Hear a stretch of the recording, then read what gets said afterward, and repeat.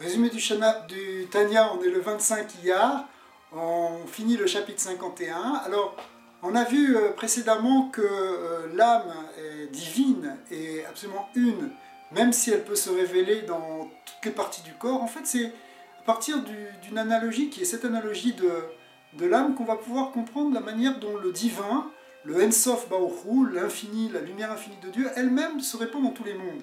Alors, effectivement, Dieu, il est un, il est absolument indivisible, sa lumière est infinie, elle est même insaisissable. Hein. Let marshavat fisabe klal, aucune pensée ne peut la saisir. Et finalement, d'un autre côté, elle est donc partout pareille, mais en même temps, il y a des révélations qui sont un peu différentes suivant les mondes dans lesquels on se trouve. C'est-à-dire que même si Dieu est un, la lumière est plus révélée dans les mondes supérieurs qu'elle ne l'est dans les mondes inférieurs. Alors la raison en est, pas parce qu'il y a des différences dans la lumière est toujours la même, ce sont les vêtements, ce sont les kélim ou les réceptacles que constituent les mondes qui permettent à cette lumière de se dévoiler de manière plus intense ou moins intense. Donc quand on se trouve dans les mondes les plus élevés, en fait ce sont des vêtements plus fins en quelque sorte, qui permettent de plus saisir la lumière qui se cache derrière.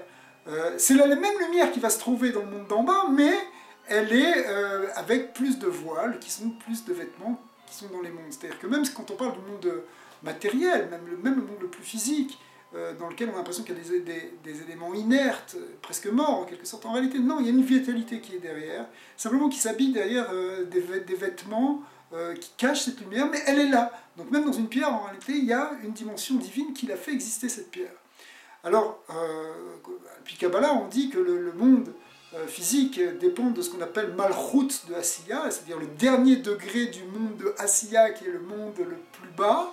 Et bien, même dans cette Malchut de Asiya, se cache derrière la Malchut de Yetzira et derrière la Malchut de Bria jusqu'à Malchut de Hatzilut. Donc finalement, le divin se cache derrière la source de ce monde physique. Et donc même dans le monde physique, en fin de compte, il y a l'unité de cette infinie qui est là et qui est présente, en fin de compte, qui est présente, omniprésente, omnipotente dans tout l'univers, y compris même dans le monde matériel.